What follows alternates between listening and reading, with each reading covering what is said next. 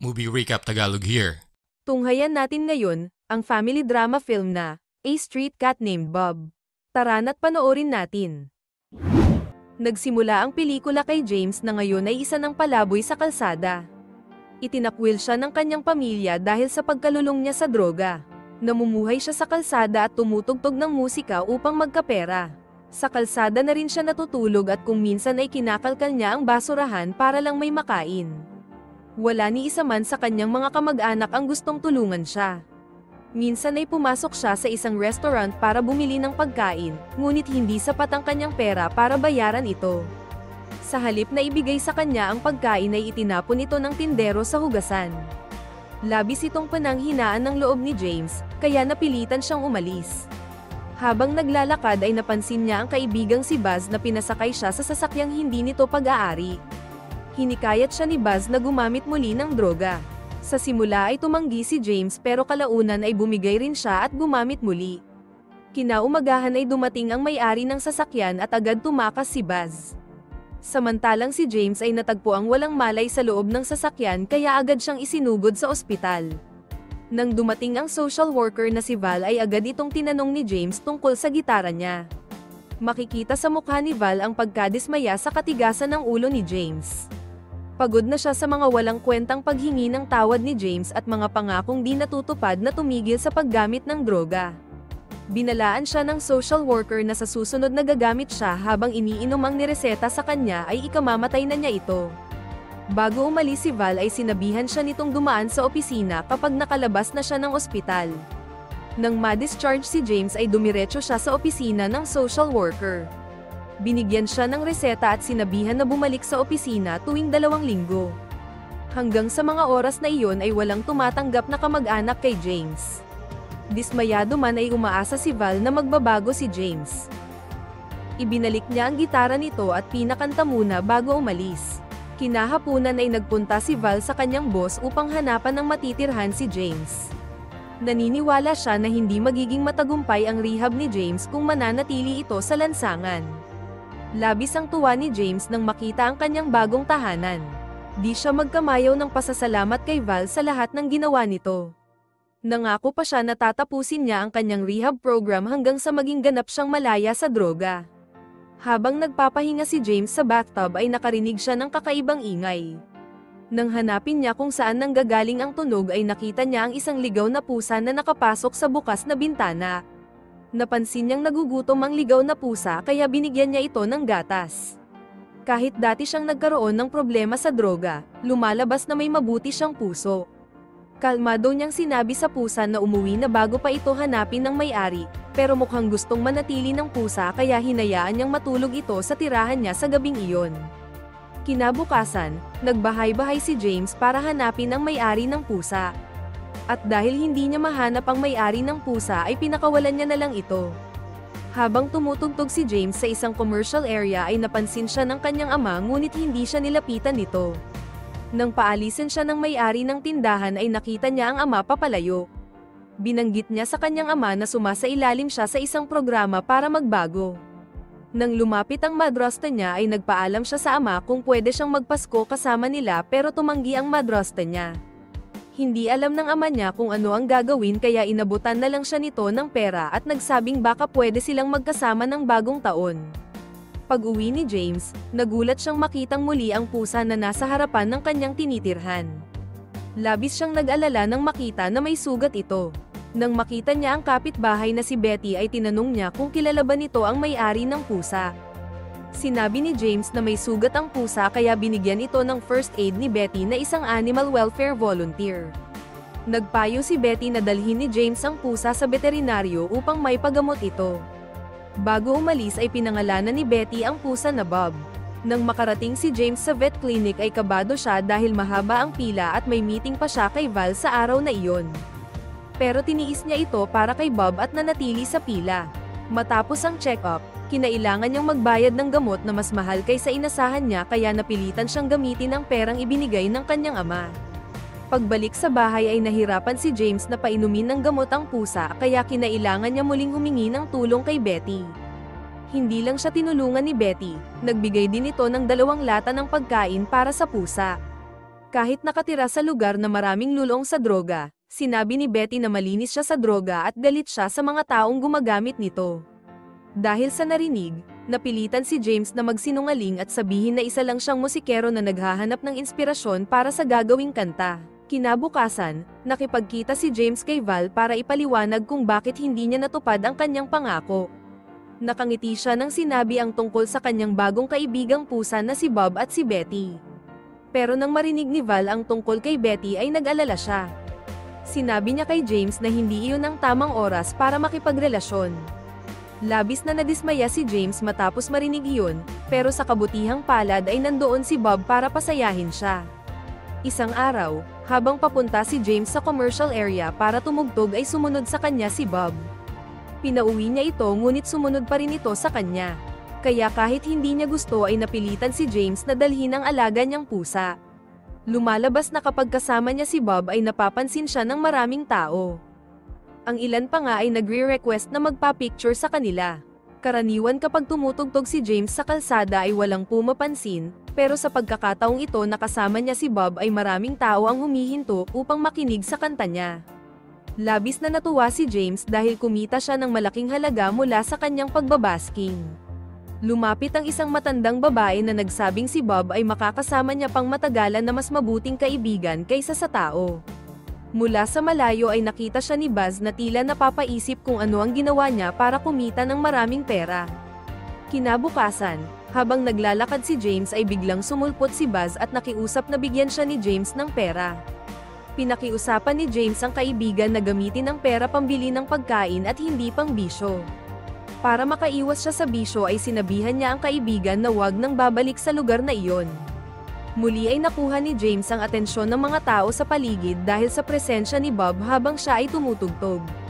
Nagkaroon siya ng maraming fans, kabilang na ang matandang babae na pumunta ulit para makita siya. Sa pagkakataong ito ay nagdala ang babae ng pamaskong regalo na cat food at isang scarf. Sa daan pag-uwi ay nakasalubong niya si Betty na niyaya niyang mag-date. Dahil vegan si Betty ay nag-suggest ito na magluluto na lang sa bahay at doon na lang sila mag-dinner date. Nagkaroon ng kasiyahan si James at nagpapasalamat siya sa Panginoon dahil dumating si Bob at Betty sa kanyang buhay. Kinabukasan, bumili si James ng iba't ibang cat food para kay Bob at isang bugkos ng bulaklak para kay Betty. Palaging nakasakay si Bob sa kanyang balikat saan man sila magpunta. Bago dumating sa tirahan niya ay nagulat si James nang makita si Buzz na walang malay sa semento dahil na-overdose sa gamot. Nagpanik siya at tumawag ng tulong.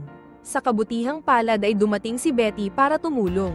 Mabuti na lang at dumating agad ang ambulansya at dinala si Buzz sa ospital. Sa kasamaang palad, matapos ang insidenteng iyon ay labis na natakot si Betty na parang may pinagdaanang matinding trauma. Nang medyo kumalma siya, sinabi niya kay James na dati siyang nakatira kasama ang kanyang kapatid na lulong sa droga. Nang mamatay ang kanyang kapatid dahil sa overdose ay inabot siya ng ilang buwan bago makamove on muli. Simula noon ay wala na siyang interes na makisalamuha sa sinumang lulong sa droga, lalo na ang makipagrelasyon. Kinabukasan, dahil sa narinig kay Betty ay nagtungo si James kay Val at sinabi niyang gusto na niyang tuluyang talikuran ang droga. Ayaw na niyang ituloy ang pag-inom ng methadone, pero sinabi ni Val na kailangan niyang dahan-dahanin ang proseso at huwag magmadali. Nangako si Val na pagkatapos ng Pasko ay pwede na niyang itigil ito. Magkasamang ipinagdiwang ni James, Betty at Bob ang araw ng Pasko. Niregaluhan ni James si Betty ng bracelet at si Betty naman ay binigyan siya ng isang painting. Masaya nilang ginugol ang buong araw ng Pasko. Isang araw sa parke ay naging mag-MU na silang dalawa. Dumating ang bagong taon. Nagdesisyon si James na pumasyal sa bahay ng kanyang ama. Medyo natatakot siya dahil iniisip niyang hindi magandang ideya iyon, at hindi siya nagkamali ng hinala. Pagdating niya sa bahay ay nagulat ang kanyang ama dahil hindi siya nagpasabi na papasyal siya. Hindi siya tanggap ng kanyang mga stepsister na tinawag siyang adik. Ilang saglit pa ay kumawala si Bob at nagdulot ng gulo sa loob ng bahay. Nabasag ang florera at natumba ang Christmas tree. Dahil sa nangyari ay nagalit ang madrasta niya at sinabihan siyang lumayas na. Kaya napilitan siyang umalis. Pinagpatuloy ni James ang buhay kasama si Bob na laging nakapasan sa balikat niya. Isang araw, Habang tumutugtog si James sa kalsada ay may isang bastos na lalaki ang sadyang pinaihi ang kanyang aso sa bag ni James. Ikinagalit ito ni James at sinita ang lalaki. Ipinagtanggol siya ng ilang lalaki hanggang sa magkagulo at magdatingan ang mga pulis. Sa di inaasahan ay naaresto siya ng mga pulis. Sa kabutihang palad ay nailabas ni Val si James mula sa presinto. Gayunpaman, wala man siyang kasalanan sa nangyari base sa CCTV, pero ipinagbawal muna siyang tumugtog ng 6 na buwan. Hindi gaanong nabahala si James, ngunit halatang balisa siya dahil nag-aalala siya at hindi pa ibinabalik ang pusa niya ng mga pulis. Iminungkahi ni Val na kukuhanin niya si Bob sa presinto kung pupunta siya sa pharmacy upang uminom ng methadone. Sa kasamaang palad ay di sinasadyang nakita siya ni Betty. Labis na nagalit ito nang makita siyang uminom ng methadone. Pakiramdam ni Betty ay pinagtaksilan siya ni James at ayaw niyang marinig ang paliwanag nito. Ang kasiyahan ni James ay biglang nawala sa isang iglap. Nakaramdam siyang muli ng kalungkutan at kawalang pag-asa sa buhay. Upang makaahon, napilitan siyang magtrabaho bilang taga-benta ng dyaryo para sa kumpanyang The Big Issue. Bago magsimula ay nagbigay ng mga patakaran ang kanyang boss na kailangang sundin. Salamat ulit kay Bob, dahil naging madali kay James na magbenta ng kanyang mga dyaryo. Nakuha pa nila ang atensyon ng isang mamamahayag na humingi ng pahintulot upang i-feature sila sa isang artikulo. Dahil dito, nagkaroon ng inggit ang isa niyang katrabaho, lalo na nang may bumili ng dyaryo kay James sa kanyang lugar. Isinumbong siya ng katrabaho sa kanilang boss, kaya nasuspinde si James ng 1 buwan. Isang araw, nainis si James dahil naubusan na siya ng pera. Nairita siya kay Bob dahil hindi ito tumitigil sa pagngiyaw kaya nasigawan niya ito. Sa huli, napagtanto ni James na sobra ang naging reaksyon niya. Nagdesisyon siyang kunin ang kanyang gitara para kumita ng kaunti upang makabili sila ni Bob ng pagkain. Sa kabila ng pagbabawal ng mga pulis, tumugtog siya sa ilang lugar. Ngunit nakita siya ni Betty at kinausap. Alam ni Betty na hindi na pwedeng magbusking si James dahil maaaring siyang maaresto. Labis siyang nag-aalala na tila pinapakita niyang may gusto siya kay James. Makalipas ang 1 buwan ay natapos ang suspensyon ni James at nakabalik siya sa pagbebenta ng dyaryo. Ngunit isang araw habang nagtatrabaho siya, may isang taong lumapit at sinubukang bilhin si Bob para sa kanyang anak. Tumanggi si James at nauwi ito sa malaking pagtatalo. Tumahal ang aso ng isang lalaki kaya natakot si Bob at tumakbo. Agad na tumakbo si James para habulin si Bob. Matapos maghanap sa lahat ng lugar, hindi niya natagpuan si Bob at nagsimula siyang makaramdam ng matinding lungkot at pag-aalala para sa kanyang kaibigan. Matindi ang pagmamahal niya kay Bob kaya sinimulan niyang sisihin ang sarili dahil hindi sapat ang kanyang pag-aalaga dito. Nag-alala rin ang social worker na si Val para kay James. Samantala, ang balita tungkol kina James at Bob ay kumalat sa mga pahayagan at internet, na nakatawag ng pansin sa managing director ng isang publishing company. Lumipas ang ilang araw, hindi pa rin natutunton ni James si Bob. Dahil sa matinding stress, nagpunta si James sa drug dealer malapit sa kanyang lugar upang tanungin kung may alam sila tungkol kay Bob. Pag-uwi niya ay nandoon na si Bob. Lubos na nagpapasalamat si James at niyakap si Bob ng mahigpit. Hindi nagtagal, sa wakas ay binigyan na ni Val ng pahintulot si James na huminto sa pag-inom ng methadone sa loob ng 1 linggo. Ito na ang huling yugto ng kanyang rehabilitasyon. Kung magtagumpay siya, magiging ganap na malaya na siya mula sa droga. Sa tulong ni Bob, nagtitiwala si James na kakayanin niya ito.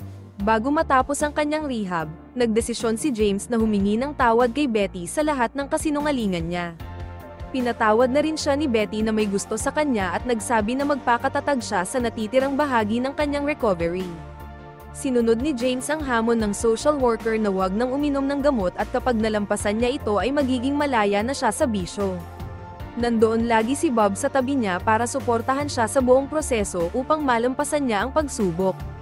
Pagkalipas ng 1 linggo, nagsimulang gumanda ang pakiramdam ni James matapos ang pagsubok at ganap na siyang malaya mula sa droga. Masaya ang social worker na si Val para sa kanya. Nang handa nang ibahagi ni James ang kanyang masayang balita kay Betty, napagtanto niyang lilipat na ito sa bahay ng kanyang mga magulang. Gayunpaman, hindi ito itinuring ni Betty na pamamaalam, dahil maaari pa rin siyang dalawin ni James sa bago niyang tirahan. Pagkaraan ng ilang araw, Ang publishing company na nagustuhan ng istorya ng buhay ni James ay inanyayahan siya. Gusto nilang magsulat si James ng libro tungkol sa kwento ng kanyang buhay kasama si Bob. Pag-uwi ni James mula sa publishing company, sinadya niyang bumisita sa bahay ng kanyang ama. Masaya ang kanyang ama na malaman na ganap na siyang malaya mula sa droga. Humingi ng tawad si James sa kanyang ama dahil sa mga pagkukulang niya. Inabot ng kanyang ama ang isang litrato ni James na matagal na nitong dinadala sa kanyang pitaka. Lumalabas na hindi kailanman sumuko ang kanyang ama sa kanya. Malungkot lang siya dahil hindi siya naging mabuting ama para kay James. Sinimulan ni James isulat ang istorya ng kanyang buhay at ng alaga niyang si Bob. Nang maglaon ay inilabas ang unang libro ni James na naging isang malaking tagumpay. Maraming tao ang pumila upang makuha ang autograph ni James at Bob. Ang lahat ng naging bahagi ng buhay ni James na sina Betty, Val, at ang kanyang ama, ay dumalo rin.